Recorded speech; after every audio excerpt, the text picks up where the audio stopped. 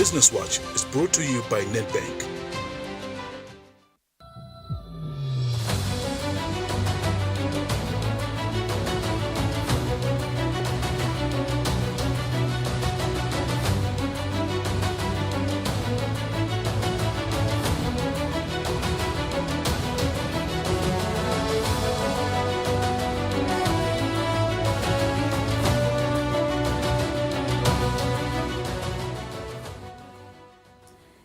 PM, good afternoon and welcome to the special edition of Nedbank Business Watch. My name is Lungelele Makakula. Do watch us on our YouTube page, Eswatini TV, set-top box Kujana, as well as DSTV channel 286. My name is Lungelele Makakula. Good afternoon. And I am Linton Kule indeed. Welcome to another special edition. It is exciting.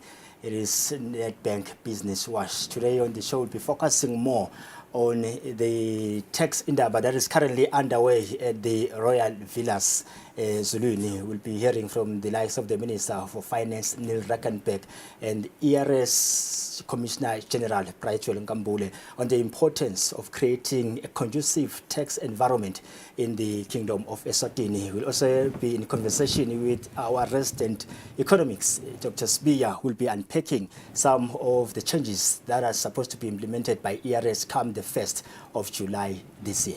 Yeah, on the program again today, we'll also feature team leader sales from Nedbank Eswatini, Bagcinile Simelane. She'll take us through their various savings account for low-income earners. They're catered for low-income earners, such as pensioners and people that get a minimum salary of 3,000 emalangeni. She'll be joining us later on the program today. And then later, we'll be joined by someone from Nedbank to give us today's performance on the financial markets. So do stay with us. Let's go for an ad break. Sabi Konamancha.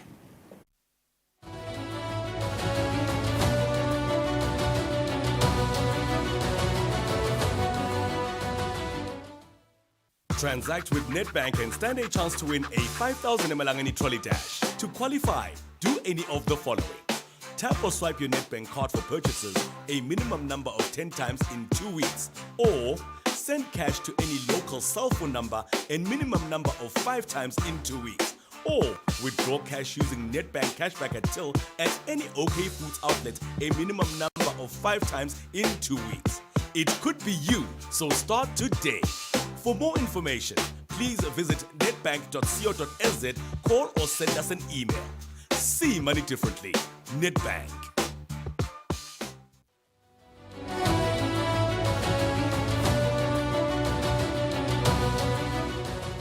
All right, welcome back. You're still watching the special edition of Nedbank Business Watch. Today, we're focusing on the tax indaba organized by Business Eswatini, where the Minister of Finance, Neil Rackenberg, made his remarks. ERS Commissioner General made his remarks. Linton, take us through.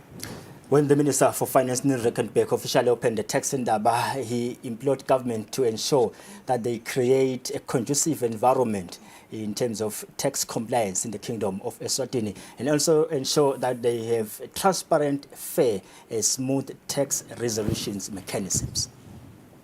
The significance of tax policy in shaping our economy cannot be overstated.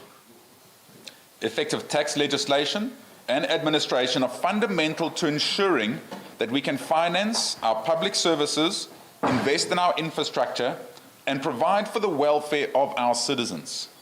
However, we recognize that there's always room for improvement. Our tax system must be dynamic and responsive to the needs of our economy, particularly in supporting the growth of the private sector and small and medium-sized enterprises, referred to as SMEs. His Majesty's government has repeatedly stated that SMEs are the backbone of our economy. They drive innovation, create jobs, and contribute significantly to our GDP. Yet, they often face unique challenges, particularly in navigating complex tax regulations and compliance requirements. To address these challenges, we must focus on creating a tax environment that's not only fair and efficient, but also conducive to growth and sustainability of SMEs. This is where the spirit of collaboration and partnership becomes crucial. As the government, we are committed to working closely with the business community, the Eswatini Revenue Services, tax professionals, and all stakeholders to ensure that our tax policies are designed to support business growth while also safeguarding our fiscal stability.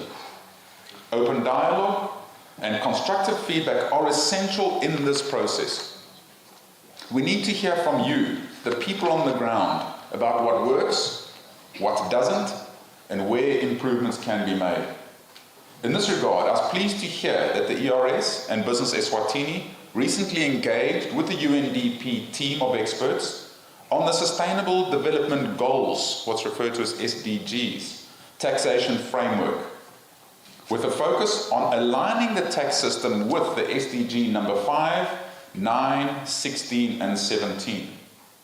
The goal is to simplify tax processes, reduce compliance costs, and eliminate unnecessary bureaucratic hurdles that hinder business operations. We will also be looking at ways to make our tax system more transparent and predictable, providing businesses with the certainty they need to plan and invest for the future. Furthermore, we are committed to enhancing our tax dispute resolution mechanisms to ensure that they are efficient, fair, and accessible. Disputes are an inevitable part of any tax system, but how we handle them, as was touched by the Vice President, can significantly impact the business climate. By improving these processes, we aim to foster a more business-friendly environment where disputes can be resolved swiftly and justly. Our efforts, however, will only be successful with your active participation. I encourage all of you to engage with us, share your insights, and contribute to the policy-making processes. Together we can create a tax system that not only meets our revenue needs, but also supports our broader economic objectives. I'll go off script slightly, Mr. President, in this point, and that is that I think as a country, I'm just going to take advantage of the fact that we're all here together with the business community. I don't get an opportunity that often to really address the business community more directly. And that is that in my time as a minister, one gets to, before as a minister, I really just understood Eswatini's frameworks and understood the country more deeply. But as I'm a minister now, and you just see many different countries and really travel a lot and have a look at different processes, different political systems, different environments. And if one were to ask me today, would I like to move my previous, or move the Montigny investment that I had spent my life on working at, would I like to move that anywhere in the world? I can say with honesty standing here today, I absolutely would not. I'd absolutely say Eswatini is the place I'd like to remain and continue doing business. Are there things to fix? Definitely. Is there room for improvement? Definitely. And that's why we're here today. But I can absolutely vouch for the fact that the Eswatini business environment has got a lot of opportunities, and hence my appeal to the business community is, and that is that at the moment, our country's underbelly, our country's problem is our unemployment. And whatever growth that we can possibly go through, whatever support you need from the government, whatever we need to do to fix for the companies that we have in Eswatini, be it large, medium, small, micro, everybody, whatever we can do to try and grow and to try and improve the environment for that and to be able to grow the businesses, we desperately need to all work together. And the working together really, it means the businesses, I believe, through Business Eswatini is a lovely platform to work through, just because one can bring everything together with that. And then with government, and government's a difficult entity to work with. It's cumbersome, it's big, left-hand, right-hand problems that we constantly have. One side is saying this, the other side is doing that, battling on certain fronts. But big picture is, I think there couldn't have been a stronger indicator towards the business community when we reduced the corporate tax rate from 27.5% to 25%. We really are trying to send a message is to say we are on the same page. We are with you. What can we do to grow and to be able to get that, to be able to have the country grow out of our challenges that we have? Because like I say, our main challenge is unemployment. We can say it's poverty, but if we fix the unemployment problem, poverty sorts itself out. And so hence my appeal, every chance I get to the business community is let's work together, let's really find ways of getting our economy to grow. At the moment, there are good indicators. There's definitely the arrows are going in the right direction. I appreciate that, business community, because I know it's you in the background doing what you can to be able to grow. But I just want to appeal to say let's continue pushing that and continue to steering that in the right direction. In closing, I want to reiterate the government's commitment to fostering a strong partnership with the private sector. We understand that a thriving business community is essential for economic growth, job creation, and overall prosperity of Eswatini. By working together, we can build a tax system that empowers businesses, encourages investment, and drives sustainable development. Thank you for your attendance, and I look forward to a productive seminar. Let us use this opportunity to chart a course towards a more efficient and supportive tax environment for all. The Eswatini Revenue Service will be implementing changes to the income tax order announced on the 20th of October last year by government in the Gazette. These changes will be effective on the 1st of July 2024. They aim to improve tax compliance. And ease tax administration. Let's listen to the Commissioner General of URS, Commissioner Brightwell Nkambule. At the time we had the session last year, we were halfway through the tax debt relief program, and the request that came through was that we extend the deadline, and we did. Sadly, not all our clients that were coming, that were being buried by debt came through. Some did not. And it cost us a lot of pain. So we had to go back to the drawing board to come up with a program that would accommodate those that didn't come. And we did. We called the program Sonzela Sikhulume. So Sonzela Sikhulume is meant to persuade all our clients to come forward whenever they have problems. Any problem other than policy, because policy belongs to the Babane people. But we would still listen because we advise them. Because we advise, so we would still listen even if the concern is around policy.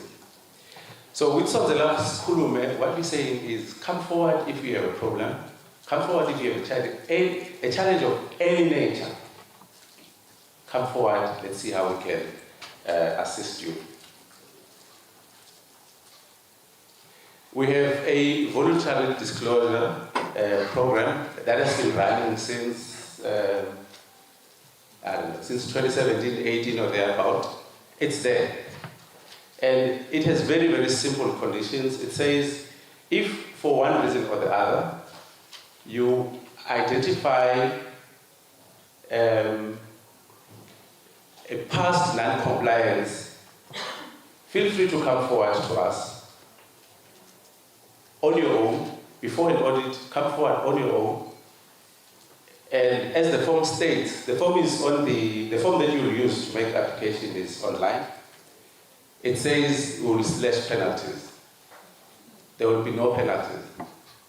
But this is provided you will disclose in full. So that program is there together with complementing Sonzela Sikhulume.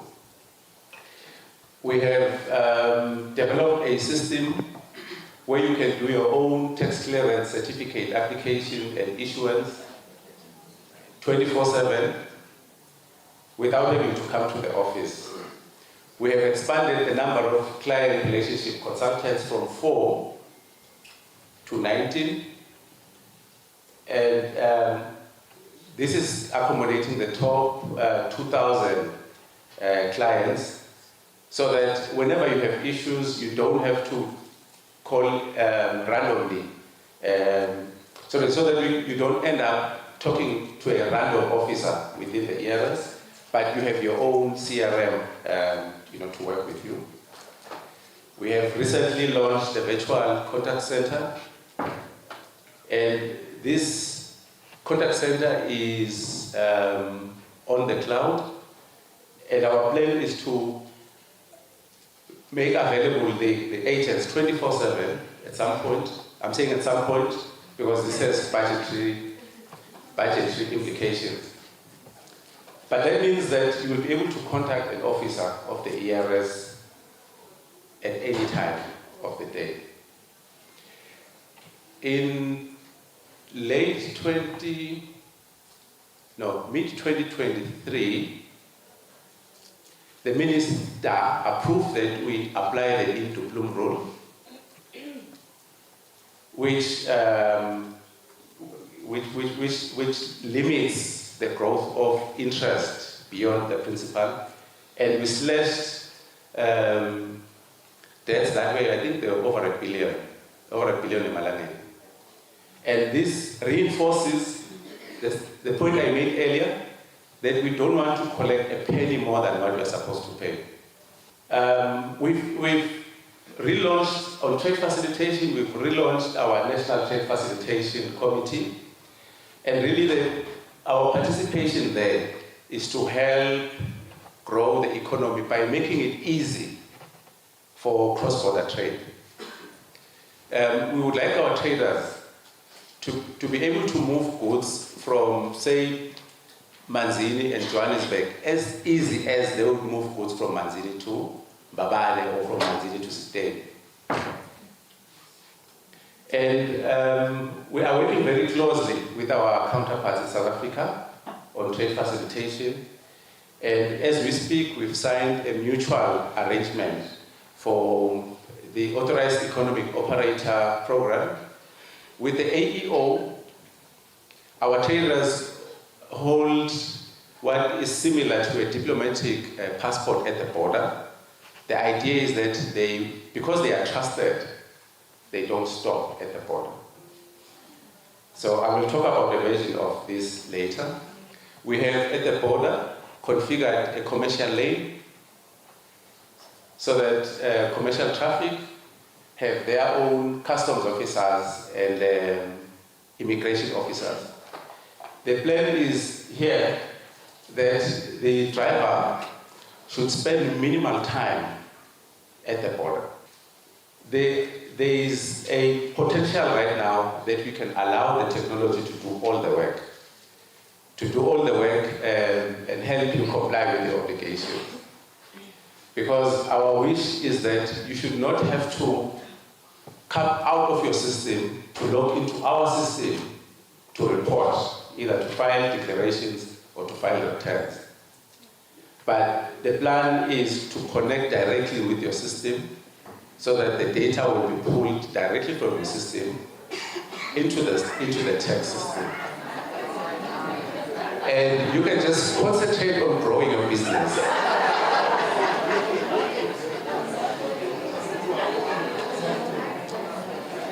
Now, despite all of these good things that I have listed here, there are still those that just refuse to comply. So I have, in my previous slides, I would not include enforcement at all, because we were optimistic that a sizable percentage of our clients will come through to take advantage of all the facilities that we have designed. But there will still be those whose businesses are developed around not paying tax. So we enforce. Last financial year, we had almost 40 successful prosecutions. We have seen businesses not registered for VAT, but charging VAT. And you can understand that they then have unfair advantage over those that are remitting the VAT. So we want to stop that. There are businesses that will collect VAT and then reinvest the VAT on their own and not pay to the ERS. There are businesses that collect pay as you earn and keep it and not pay to the ERS. Again, that gives them unfair advantage. So when we do this enforcement, we are just not doing it for ourselves, but we are doing it on behalf of all the law-abiding businesses out there, so as to create a level playing field. So what we are observing out there is the increasing use of automation that has intelligence. So we are transitioning from automated processes to autonomous processes. This is the tax cycle. You first register for tax, you declare, you pay. If your business has customers across the border, you make use of our services at the border. So this is the normal tax cycle. The way we see this tax cycle is that, and this is what we've seen in other countries as well, it's been fully automated. Let's take a scenario. The typical business will go to commerce to register and get the bin and the SIN, then drive down to Eswatini to register for tax. We want to harmonize our processes now. So the registration should occur once at commerce, and then you get your TIN as you register the business. That's our ambition. So you'll register once. That was Brightwell Nkambule, the Commissioner General of the Eswatini Revenue Services, unpacking some of the changes that will be taking place from the 1st of July 2024 and some of the initiatives that they have which seeks to try and enhance the tax collection mandate that they've been given by the government, like this Nzela's Kulume program.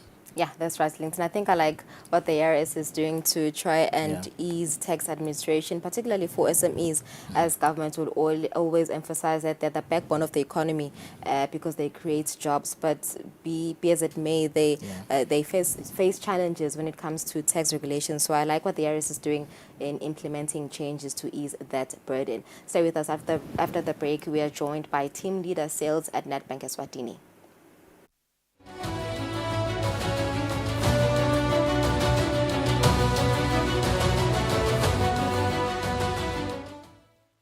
Digital helps you make cross-border payments. Human gives you global specialists.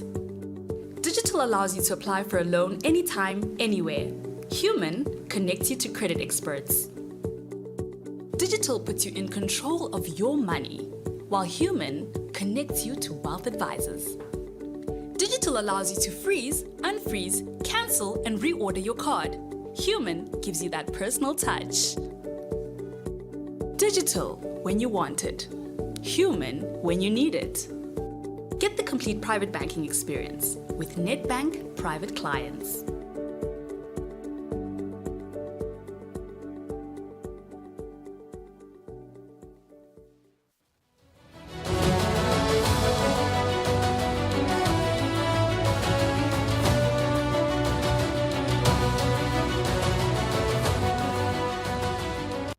All right, so welcome back. You're still watching Nedbank Business Watch. Thank you for staying with us. On last week's segment, we focused on opportunities availed for SMEs who want access to finance. Today, we're focusing on a savings account. I'm joined by Team Leader Sales, Bagcinile Simelane from Nedbank Eswatini. Bagcinile, very good afternoon and welcome to the program. Thank you for joining us. What savings accounts do you offer at Nedbank?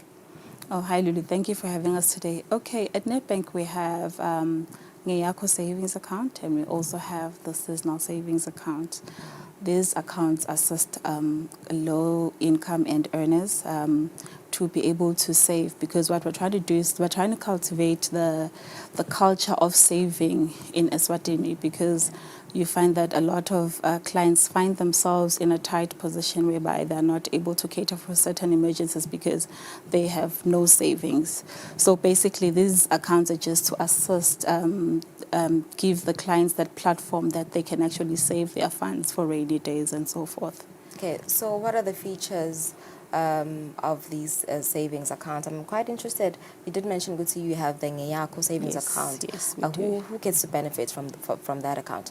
Okay, basically anyone who is able to raise an income or receives a salary that is maximum 2,999 emalangeni. So you are able to actually go in and open this account.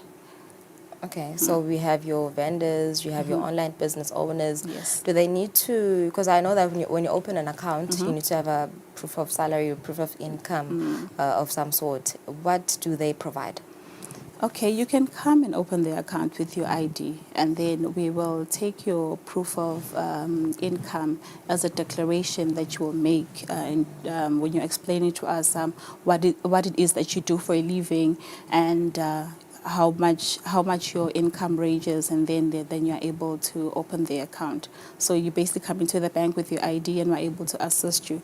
It just depends on the interaction that you have with whichever sales consultant that you will see at that point. Okay, so do I have access to my bank card, to my account? Can I withdraw at any time, Yes, at any definitely. ATM? Yeah.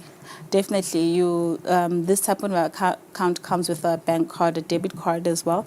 You're also able to have the app and access to internet banking, or the USSD, the dialing codes. So basically, you're able to access your statement through the app. You're able to check your balances through the app. You're able to withdraw funds using the card, or withdraw funds by sending money to yourself or anyone using our send money feature on the app. So basically, the transactability is quite endless. Yeah. So let's talk about activity on the account. How long do I have before you close the account? How much activity should the account have? Okay, we do encourage that clients should transact on their accounts on a month-to-month basis, because we don't want to find ourselves in an instance where now the account seems deserted over a period of 3 months, because that's when the account becomes inactive, and then it also becomes dormant. So we advise that in whatever you do, always ensure that at least once a month there's some sort of activity in the account, just to keep it active. Yeah. So do I get to receive statements as well, or have access to my statements when I use my banking app? Yes. And also, do I get to print them out? Yes, you are able to download your statements on the app, and then you're able to print them out wherever you have access to a printer, but you're able to print them out.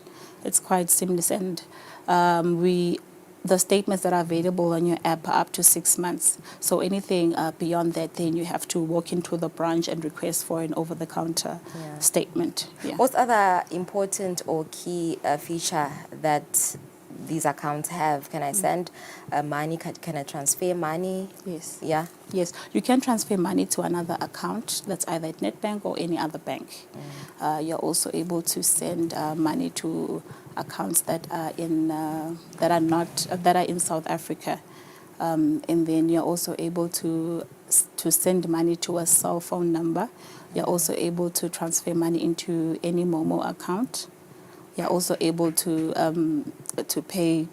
pay bills, because we do have the bank beneficiaries where you're able to pay your TV license, you're able to pay for your water, you're able to also buy airtime, and then you're also able to pay for your bills. Basically, you don't have to go queue anywhere. You just can do everything on your app. Yeah. Let's talk about charges or maintenance fees. How does Nedbank charge you with these savings accounts? Okay, with the Ngeyakho savings account, we have a maintenance fee which is 16.83 cents on a monthly basis.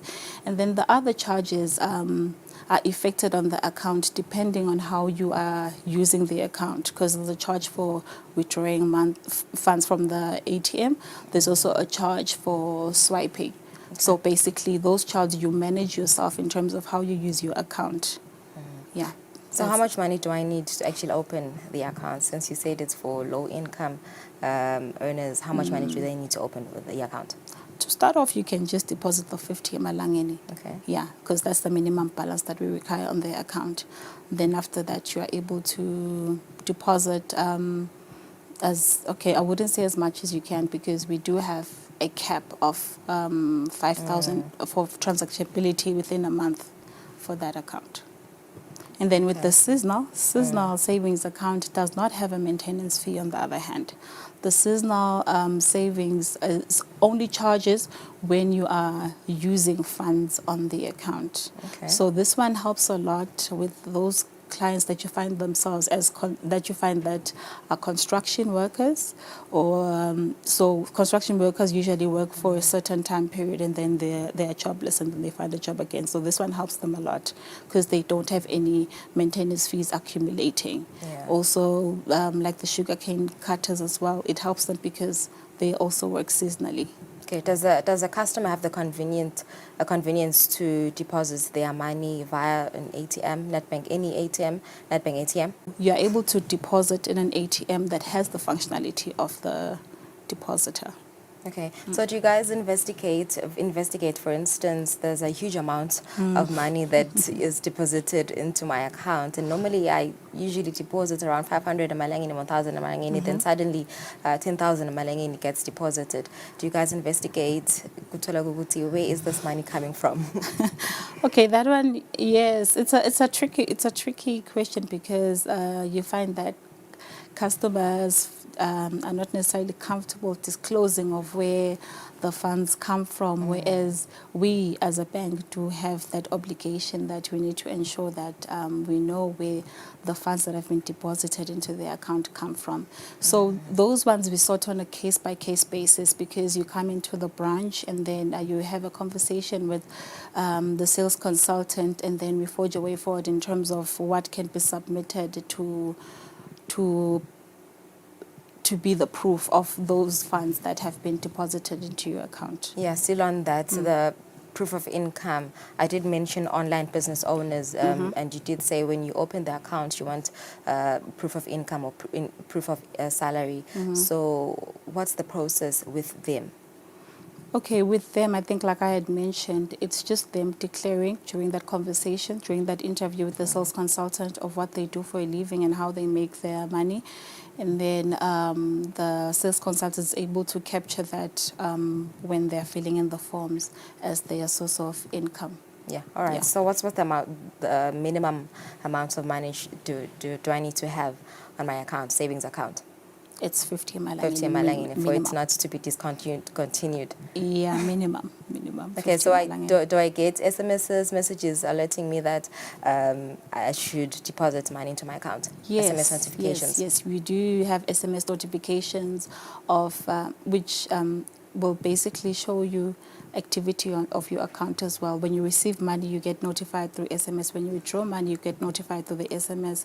Okay. As well, when your account has been inactive for a while, there's an SMS that prompts you. That just lets you know that, okay, your account has been inactive for a while. Please make sure you go to the bank to deposit.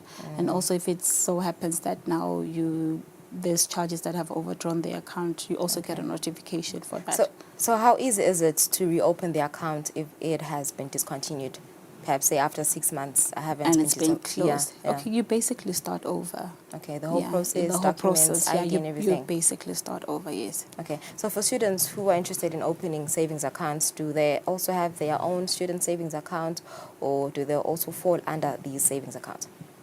Okay, with the students, we usually encourage them to open a Just Save account, which is a one-day notice account, which is cardless.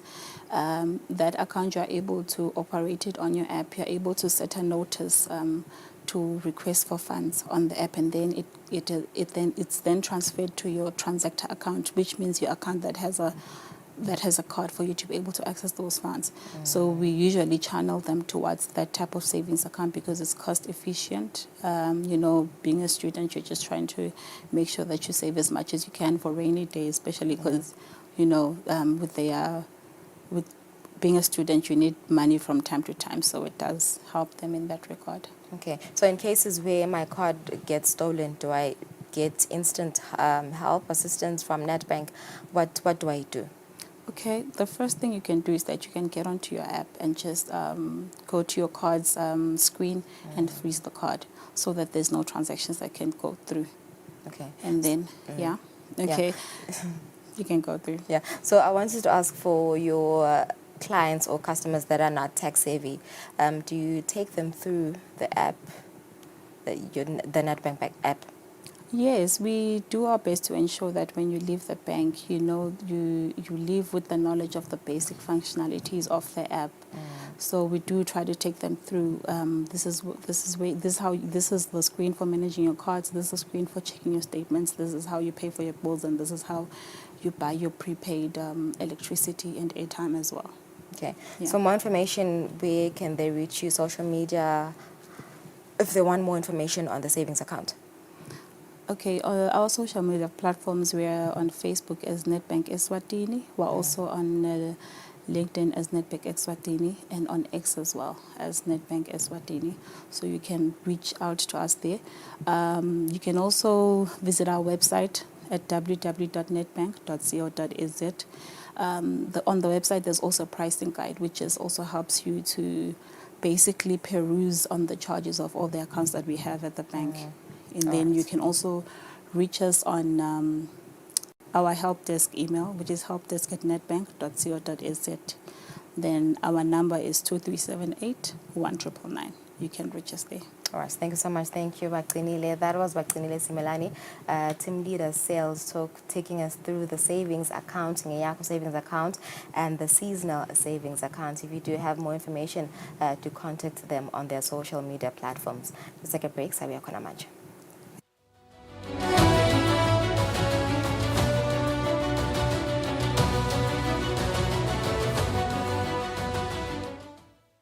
Transact with Nedbank and stand a chance to win a 5,000 Emalangeni trolley dash. To qualify, do any of the following.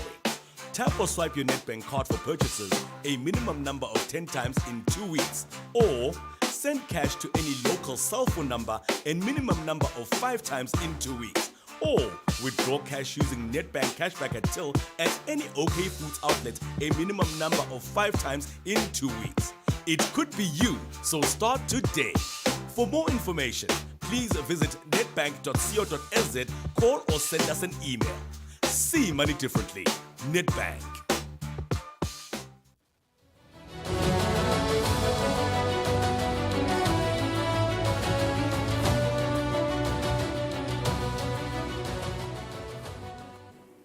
Welcome back. We are still watching Nedbank Business Watch. We are now joined by our resident economist, Mr. Sibiya. Mr. Sibiya, good afternoon, and thank you so much for joining us. I'm coming to you minutes after the Business Eswatini CEO has delivered his keynote address, not especially keynote address, but his vote of thanks, which brings to a close the 2024 edition of Tax Indaba. Earlier on, Brighton Gambule, the Commissioner General, was unpacking some initiatives that they've introduced which seek to help them to achieve 100% tax compliance, like the Sonzela Skulume, where they're encouraging their customers to talk to them whenever they're having tax issues. They've digitalized their systems to make them more efficient, fair, and accessible. Do you think this is what the ERS need to ensure that everybody in the kingdom gives Caesar what belongs to Caesar? Good afternoon, LinkedIn, and thank you for having me. So I would, in my personal opinion, really commend those initiatives, because it is what really allows for voluntary compliance. You know, when you are opening up the space for a conversation, instead of feeling like paying your taxes is somewhat of an arduous task. So what that requires is quite a number of those initiatives, like you've already stated, that it's and also an issue of digitization, making it easy for a person to pay their taxes instead of making it quite an arduous physical process where you would have to travel to certain offices elsewhere and then to do that. So I think that actually has contributed immensely in actually ensuring that Eswatini can actually just comply with their taxes voluntarily, compared to it being forced, to comply. So I think that is actually a good step. It's a step in the right direction for ERS. And I mean, we've seen them introducing quite a number of initiatives, such as the presumptive taxation for, SMEs and all, for people who would ideally struggle to comply with their taxation because of the complexities of the tax system therein. So all those efforts to try and really ensure that you bring everyone on board does contribute to the issue of voluntary compliance, and I think that is quite commendable. Again, Mr. Gabule touched on the fact that they will be implementing changes on the income tax order, like reducing company tax from 27.5% to 25%. How is that important, and how is it going to help the tax environment, basically, in the kingdom? On that front, I would say for me, it's kind of a two-pronged, it's a double-edged sword. It could work, it might not work. Why I say it's a double-edged sword is, on the other hand, the assumption behind that is the fact that we hope that people are actually going to pay their taxes. And when they so do, the assumption is, if you reduce the tax that a person has to pay in terms of the businesses, and then you move to a situation where you are leaving quite a huge chunk of the money in the pocket of business. So that the assumption behind that is, ideally, we expect businesses to then reinvest that money into the economy of Eswatini and grow the economy even further. So in a way, it does act as a stimulus package for business to say, take this additional 2 percentage basis points, put that to your profit, and we hope you are going to reinvest that. But that's the assumption. And then the whole issue becomes, are businesses actually going to do that? And that's the other big question that one needs to answer. Are businesses actually going to take that money and reinvest it? And then also another thing that we need to look into is how much of new capital will this new friendly tax attract to the kingdom of Eswatini? And what we then need to balance that against is the fact that you are taking this 2 percentage basis point of income from the fiscal purse, which was used to pay quite a number of activities, quite a number of the services of that government purchases. So right now you are taking away that from the fiscal purse, and with the hope that businesses are going to reinvest the money, they're also going to grow business, and you're going to make up for that. So now that's why I'm saying it's a double-edged sword. You could do it and it could work, and if it works, fine and great. But if it doesn't work, that means you are going to have more of a deficit to finance through the public sector. Again, Mr. Spear, the Commissioner General explained that they are introducing a commercial lane, especially at the Oshuk border, where truck drivers will be attended to by their own custom and immigration officers. With the hula baloo that is going on, especially with the trucks at the border, do you applaud the ARS for coming up with this initiative? That is very much commended. I mean, considering that we are a trading economy, Eswatini relies largely on trade. Either we are importing or we are exporting. And, if you look at the client catch and release study that was released a couple of months back by the ARS, it showed that relatively the time spent by trucks at the border is not as high as it used to be. So that one is quite commendable, because that means we are seeing a faster flow of commerce, and the more volumes that we can send out of the country with minimal bottlenecks at the border post, that actually bodes well for commerce, and that actually would add to spur business in the right direction. And then when you combine that together with the efforts of cutting down the corporate tax rate, it somehow would work in the favor of Eswatini for companies to come and set up plant in Eswatini if you are not going to have a logistical nightmare. So the friendly tax, together with the ease of moving goods in and out of the kingdom, that would actually somehow try to embolden why businesses would have to come to Eswatini. So that's quite commendable. And supply chain bottlenecks need to be minimized as much as we possibly can. Finally, Mr. Spear, you and I'm sure you do pay your taxes, and some businesses in this country, we heard from the ERS that they do comply. And the minister was saying government needs these taxes to ensure that the infrastructure improves. Government is able to bring services to Eswatini. Do you verily believe that Eswatini are getting value for their taxes? So on that front, it's one of those things that you'd have to look at through the multifaceted layers that it presents. In terms of infrastructure, if you look at the kingdom comparatively across Africa, we are doing relatively better than our comparator countries. So one would say in terms of infrastructure, the government is actually doing their bit. But then it also becomes quite perplexing. It's a perplexing scenario when you look at what is happening currently on the ground vis-a-vis the taxes that are being collected. I mean, when you look at the financing of the budget, VAT is one of the major sources of financing for the public sector, and it's been constantly growing year on year. But then it boggles the mind why we see situations where we don't have adequate medication in hospitals, and the issues to do with schools, the bottlenecks that are always there.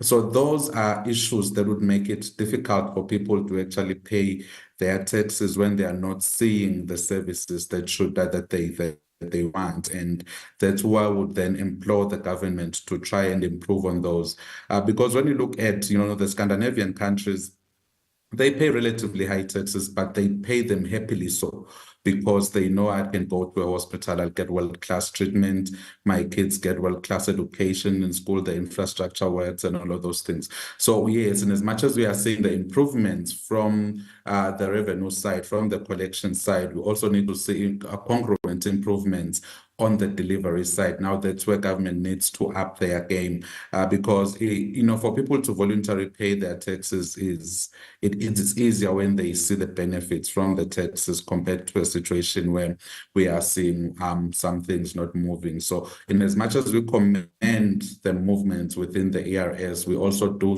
expect to see congruent shifts within government, trying to make sure that we can get the money to where it needs and in relative good time. For example, we talk of infrastructure. Yes, we do deliver on infrastructure, but at 10 times the cost. So that is not an efficient proposition. That's why we then expect government to start putting in those controls to make sure that we deliver projects well in time. We need to make sure that we get our clinics and hospitals adequately equipped. So that makes it easier for people to comply. And if we can get those fundamentals in place, I can bet my bottom dollar that you would then see people voluntarily paying their taxes. Well, Mr. Sibiya, thank you so much for coming through. We really appreciate, as always, your thoughts. That was our resident economics, Mr. Sibiya, unpacking some of the issues that were on the table at the tax indaba. While ERS and Business Eswatini were formulating the tax indaba, the Minister of Commerce is formulating a strategy that will really look into the issues of who is a real investor in the Kingdom of Eswatini. The aim is to try to attract FDI, real FDI. We take a short break. We shall continue with the show. We are watching the Wednesday edition of Nedbank Business Watch.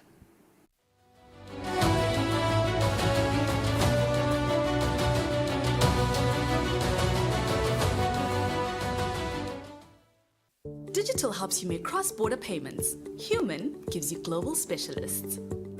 Digital allows you to apply for a loan anytime, anywhere. Human connects you to credit experts. Digital puts you in control of your money, while Human connects you to wealth advisors. Digital allows you to freeze, unfreeze, cancel, and reorder your card. Human gives you that personal touch. Digital when you want it. Human when you need it. Get the complete private banking experience with Nedbank Private Clients.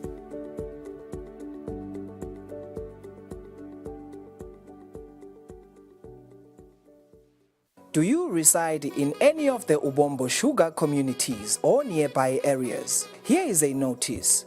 A door-to-door TV license exercise will be conducted in your area from the 19th to the 28th of June 2024. The The personnel conducting this exercise would be easily recognizable by their attire bearing the Eswatini TV logo and their individual name tags. Your cooperation is valuable to us, and we respectfully request that you participate in this exercise truthfully. Do not be deceived. It is not appropriate for anyone to request money for a television license. Make payment for your TV license by using MTN Mobile Money at 76222000 or by visiting the nearest post office. Eswatini TV, Sibugo Semaswati. Transact with Nedbank and stand a chance to win a 5,000 Emalangeni trolley dash. To qualify, do any of the following.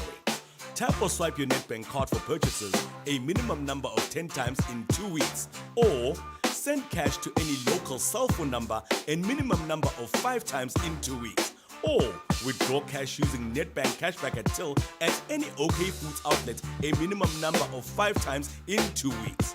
It could be you, so start today.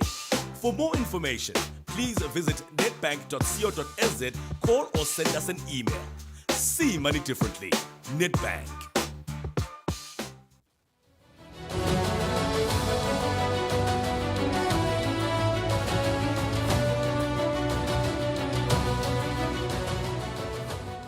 Welcome back. You're still watching Nedbank Business Watch. Thank you for staying with us. We want to take a look at the market's performance this afternoon, this Wednesday afternoon. We're joined by Head of Treasury at Nedbank, Bongani Mabuza. Very good afternoon, Mr. Mabuza. Thank you for joining us. One would expect the rand to be strong today, considering that Ramaphosa, there was inauguration for President Ramaphosa. How's the rand performing this afternoon? Thank you so much, Lulu. Good afternoon to you, and good afternoon to your viewers. It's a real pleasure to be here. You're right, the rand is quite strong. We have seen the rand rally to a level of below 18 rand to the dollar, which is the strongest it's been in a couple of months. And this is after the election and after the formation of the government of national unity, with the ANC partnering with the Democratic Alliance as well as the Inkatha Freedom Party to form a government. The inauguration was today, and we expect a cabinet to be appointed soon. So we will see what happens after that. But the rand, there's a lot of positive sentiment, positive investor sentiment as a result of that. With the rand having rallied, we started the week, as an example, at around 18.27 rand to the dollar, and we're currently strong around 17.98. It's strong against all the major currencies. It's at 19.34 against the euro and at 22.89 against the pound. So when can you start seeing changes to the rand? Thanks. I think at present there is risk-on sentiment.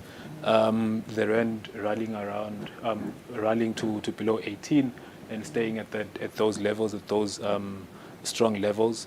We will see changes once the cabinet has been appointed and once the agenda for the new government has been set, and we expect then to see markets start to react to that. Yeah, all right. Let's move on to commodities. I see that gold is still doing quite well this week since Monday. It's still trading at $2.3 US. Take us through these figures.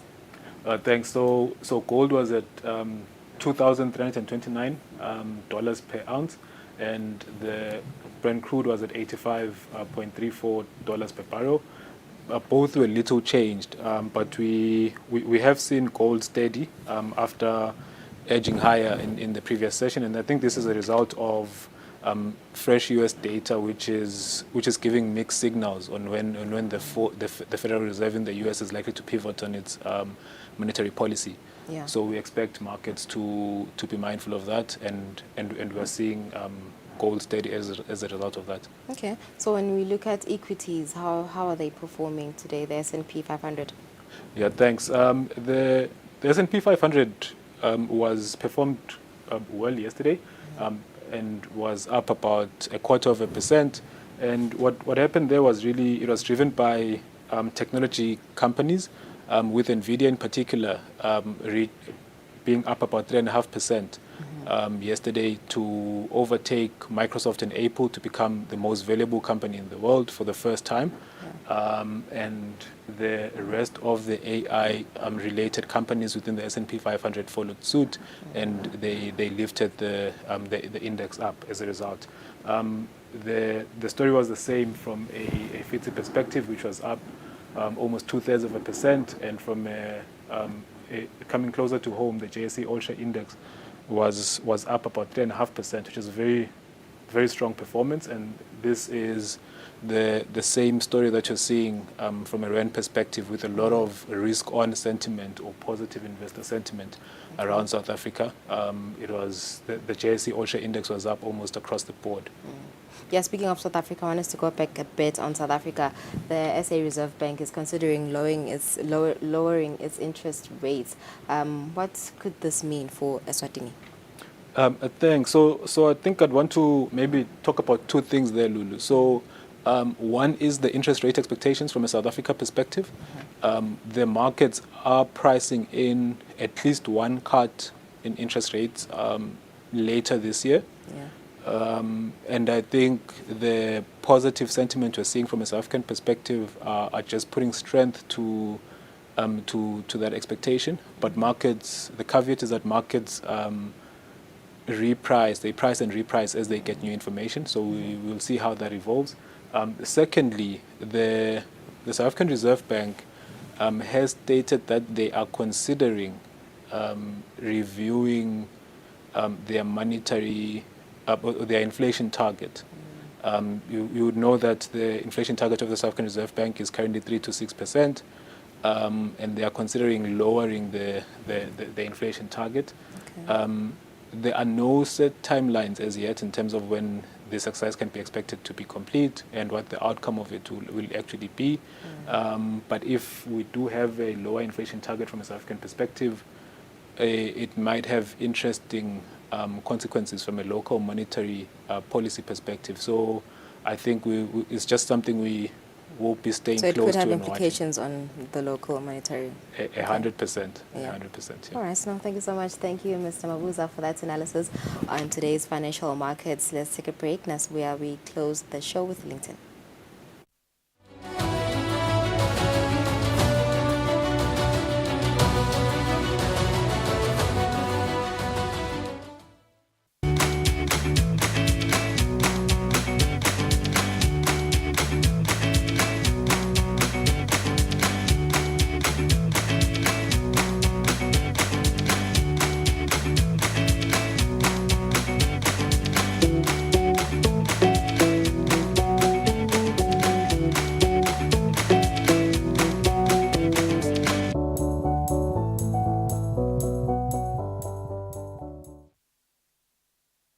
Do you reside in any of the Ubombo Sugar communities or nearby areas? Here is a notice.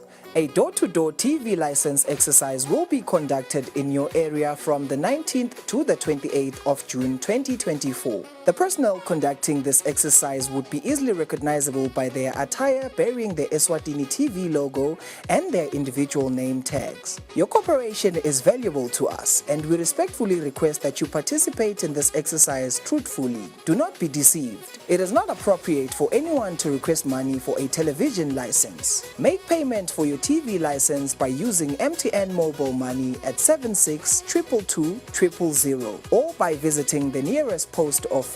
Eswatini TV, Sibugo Semaswati.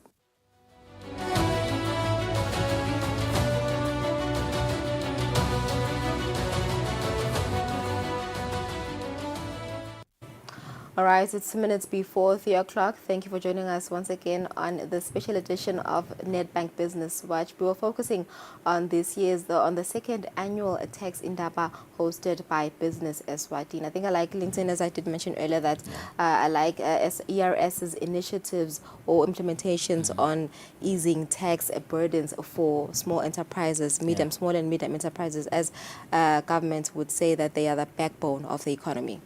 We do believe that one day ERS will reduce the pay-as-you-earn tax, where some of us probably will benefit. Yeah, that's right, Lincoln. Thank you for we will benefit. Hopefully it does that. Yeah. Thank you for joining us. We'll see you next week, Wednesday at exactly 2 p.m. Have a lovely day. Make better money choices. Choose a bank that takes your money seriously.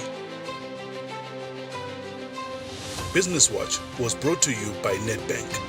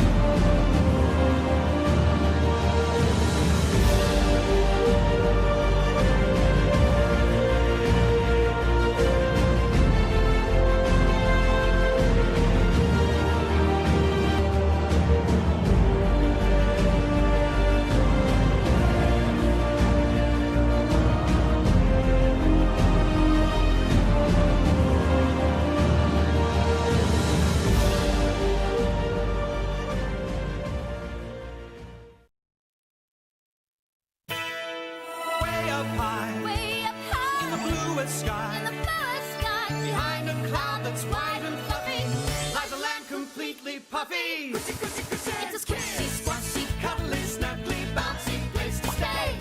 Where we run and jump, tumble and bump in a cushiony kind of way. Cushion Kids. Stuffed cushions. Hi guys.